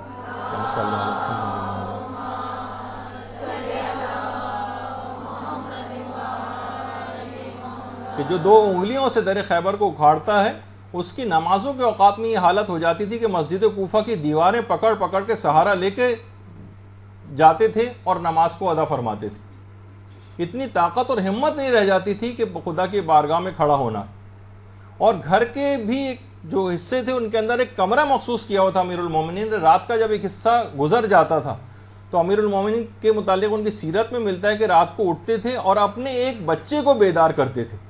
اور اپنے ساتھ اس کمرے میں لے جا کر نماز میں مشغول ہو جاتے تھے۔ البتہ بہرحال اتنا ضرور رہے کہ بچوں کو بعض اوقات یعنی ہم دیکھتے ہیں کہ بہت سے افراد اتنا سختی ان کے اوپر بہت سی چیزوں میں کرنے لگتے ہیں کہ بچے اس سے متنفر ہو جاتے ہیں۔ تربیت اولاد کے سلسلے میں کتاب پڑھ رہا تو اس میں باقاعدہ ایک نوجوان کی بات میں نے پڑھی جس نے جوانی میں نماز ترک کر دی تھی۔ بچپن میں تو نماز پڑھتا تھا، جوانی میں ترک کر دی۔ پوچھا کہ ارے تم بچپن میں نماز پڑھتے تھے اب کیوں ترک کر دی؟ کہنے لگا کہ بچپن میں تو میرا باپ اپنے ہاتھ میں ایک ڈنڈا لے کے آتا تھا اور بہت میں خوف کے عالم میں نماز پڑھتا تھا۔ صبح کے وقت بھی انتہائی سخت لہجے اور درست لہجے میں مجھے نماز کے لیے اٹھاتا تھا، اور پھر بھی اگر میں سوتا رہ جاتا تو ڈنڈا مار کے اٹھاتا تھا، اور سخت سردی اور برف باری میں لے جا کے حوض میں کی طرف لے جاتا تو کہتا تھا برف توڑ کر اسی سے ابھی وضو کرو۔ اور اب میرا باپ بوڑھا ہو گیا، اب اس کی طاقت ویسی نہیں رہی، اب میں بھی جوان ہو گیا اور ڈنڈے کا بھی کوئی خوف نہیں رہا، لہٰذا میں نے دین عصا و ڈنڈے کو ترک کر دیا۔ یہ باقاعدہ جملہ تھا۔ تو ایسی کوئی چیز نہ ہو، بچوں کو اس انداز سے ایسے طریقہ کار آپ اختیار کریں کہ بچوں کو نماز سے محبت ہو جائے، نہ کہ ڈنڈے وغیرہ ان کے اوپر برسا کر ان کو نماز کا عادی بنایا جائے، جو کہ اکثر اور بیشتر صاحبان ایمان اس قسم کے طریقہ کار کو اختیار کر جاتے ہیں۔ تو ہاں، جو اس طریقہ کار جن کو محبت ہوتی ہے نمازوں سے، جبھی ہمیں ملتا ہے کہ خود سوچیے کہ خانوادہ اہل بیت کے جو پروردہ افراد تھے، جیسے امام حسین کی بیٹی فاطمہ بنت الحسین سلام اللہ علیہا، درود بھیجیے اللہم صلی اللہ علیہ وسلم،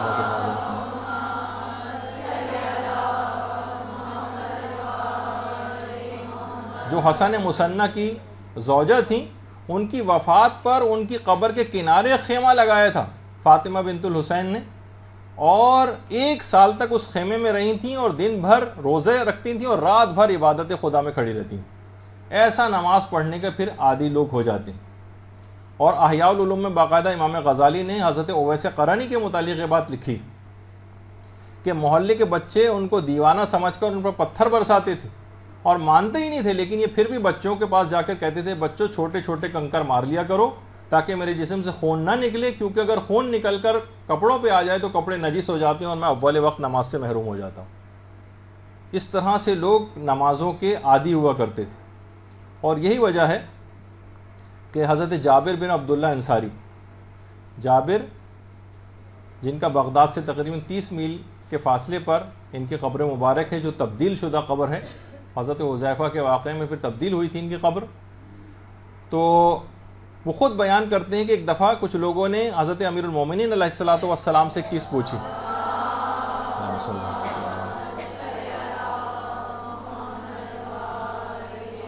اور کہا کہ آپ یہ بات بتائیے کہ پیغمبر اسلام کا وقت انتقال